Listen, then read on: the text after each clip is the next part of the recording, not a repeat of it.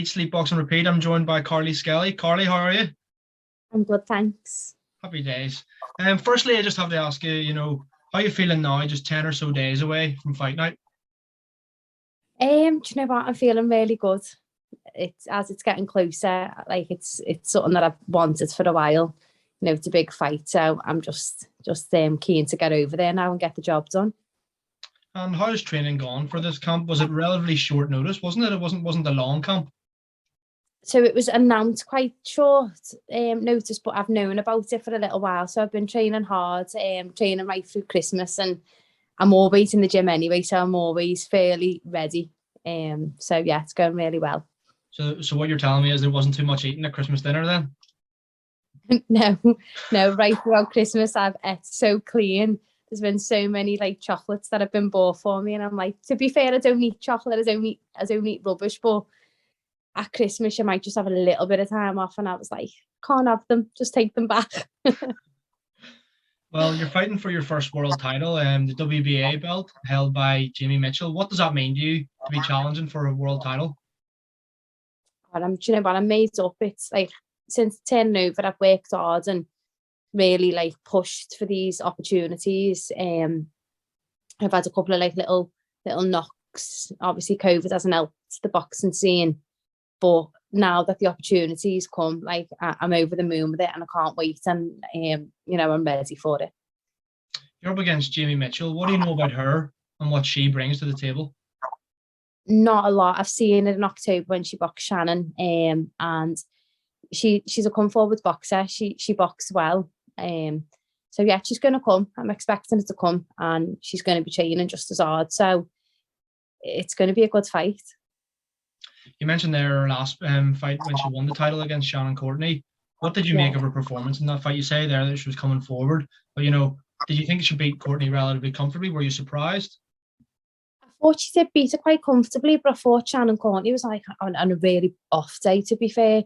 What had happened earlier on that week, she just missed weight on the scales, and then she came out with like a knee strap on. So like I don't think her mind was all in it for that fight. She seemed all over the place. So she's won, and she gave a good performance, but she got Shannon on a bad night. So it's been interesting to have seen them both, in that right mindset. So I think she showed what she can do, but she was in with someone that allowed her to push her back. Like she came forward, but there was no one pushing her back. So yeah, it'd be interesting to see.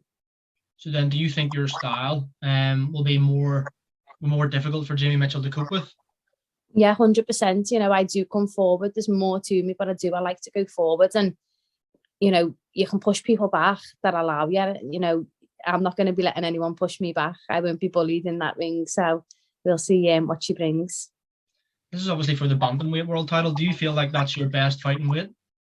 Yeah, definitely. Obviously I've been boxing at super bantam for just over a year now, and it's not my natural weight. Actually, I was struggling to like keep my weight up, to be fair. So I've got down comfortably for this. So I'm feeling really strong and ready. This is your first pro fight outside of the UK. I believe you've had all your fights in Liverpool and then the one in London, obviously, as well. It's on a Matchroom card on DAZN in Phoenix, Arizona. Are you looking forward to this whole experience? Yeah, definitely. I'd love to be boxing in Liverpool again. I'd love to be on a big show in Liverpool in the Echo, but getting away, it's like, you're going to be seeing across the world now, getting that fan base hopefully across the world, and everyone will be able to see what I'm about. So it's a boss opportunity, and it's a nice break as well, isn't it? Obviously I've got kids, so it's a little week away. So how does that work? When will you be flying? When will you be going over? This Saturday I'll be going over, so I'll have like a week over there. Happy days. I think it's fair to say that as after Jamie Mitchell's last performance, beating Shannon Courtney, obviously there's quite a lot of hype around Shannon Courtney. I think it's safe to say that Mitchell will be the favourite in this fight, with her being the champion as well. Do you feel like, does that matter to you at all? Do you feel like it really being the best out of you, kind of coming in when the pressure's on her and not on you? I'm the kind of person I like to be the underdog. So it gives me that little bit more fire and fuel. It doesn't faze me. I thrive on it, to be fair. I remember speaking to you before you fought Amy Timlin, and the bookies kind of had you as an underdog in that fight as well. And then Yeah. that fight, we all saw it ourselves. A lot of people thought you had it. Obviously, it ended up being a draw. But do you feel like that fight you were probably the underdog? So does that mean like this fight you were the underdog then, you performed well? So do you feel like you can do exactly the same thing come fight night, kind of go under the radar and bring out a big performance? Yeah, definitely. I do feel I'll probably be the underdog again, as I was in the previous matchroom fight. And, everybody's seeing, and anyone who knows boxing knows truly who won that fight. I'll say no more on that one. But yeah, I think the same will happen again. And the thing is, this time around, I'm going in at my natural weight. I'm not stepping up, so I'm going to be getting in with somebody who's same weight, same height, and that's not something I've really had. I've had to step up a lot to get the fight. So I'm looking forward to getting in with somebody at my natural weight and really show people what I can do at my weight. I believe you're the first Southpaw that Mitchell will have faced. Do you think this could be pivotal and can play into your hands?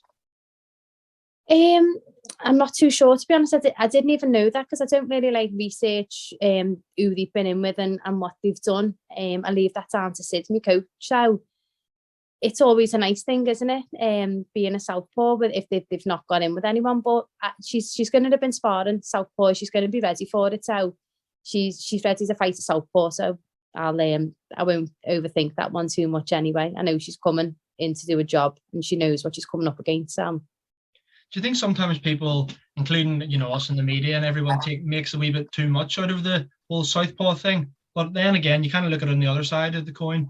If you're a Southpaw, you're used to fighting orthodox fighters because there's far more orthodox fighters than there are Southpaws. But when an orthodox fighter's fighting a Southpaw, they're not used to it as much because there aren't as many, if that makes sense. Or do we make too much of it? It depends what kinds of work you're doing in the gym. So, if you're sparring, a lot of people who are Southpaw orthodox and stuff, it's something that you can adapt to. Whether she's had that sparring in the past or whether she's only adapted to it now, that could have a factor in it, definitely. But if you're always sparring both and you're not always sparring the same people, you're always able to adapt to anything, any style. And I think a good boxer can adapt to whatever's thrown in front of them because they've done the right things in training, right through training as well, not just for that one particular fight, but they're always on it. They've always got a bit of a game plan of being prepared for anything that's going to be thrown at them. Am I right in saying this is your second 10-round fight? No, it'd be my third. Your third? Yeah. Do you feel like that suits you better rather than the shorter rounds? Yeah, definitely. Obviously I boxed Amy in my first 10-round fight and then I boxed in October again for the WBC International, and this will be my third. And yeah, it's quick. The 2-minute rounds, so they fly by. So for 4-minute twos or 6 twos, it's not enough. Funny you mentioned there about 2-minute rounds. I have to ask you now, saying as you mentioned it, there's quite a lot of people make quite a big thing about the whole 2-minute rounds thing in female boxing. For you personally, what's your opinion on it? Would you prefer there to be 3-minute rounds, or is it just what it is? To me, it is what it is. I kind of feel a little bit torn sometimes because, when you watch a good show and you see the men's fight, sometimes they're not as action packed as some of the women's that we've seen over the past year or so. So I think because they are only short rounds, we're seeing them go toe to toe for the full 2 minutes. So it's really good to watch. And at the same time, you probably don't see as many stoppages in women's because it's so fast paced and it's go, go, go. Maybe they're not selecting them power shots as much and we're seeing less knockout. So either or for me, I love watching the women's fights because they are so fast paced. I would like to see them more knockouts in it also as well, which I think we'd need 3-minute rounds for that. I spar both, so I'm used to both. So I'm kind of whatever we have to do, we'll do. But I'd be happy to do either or. That was going to be my next question about, when you're in training, you say there you spar 3 and 2-minute rounds. Do you kind of mix it up all the time? Is it the same? If you're doing pads or if you're on the bag, you just switch it up between the 3 minutes and the 2 minutes? Yeah. So I always know I've got that in my locker. So a 2-minute round to me, I'll feel nice because, I'm used to freeze. So yeah. Happy days. And finally, I just want to ask you, what can we expect from Carly Skelly on February 5th?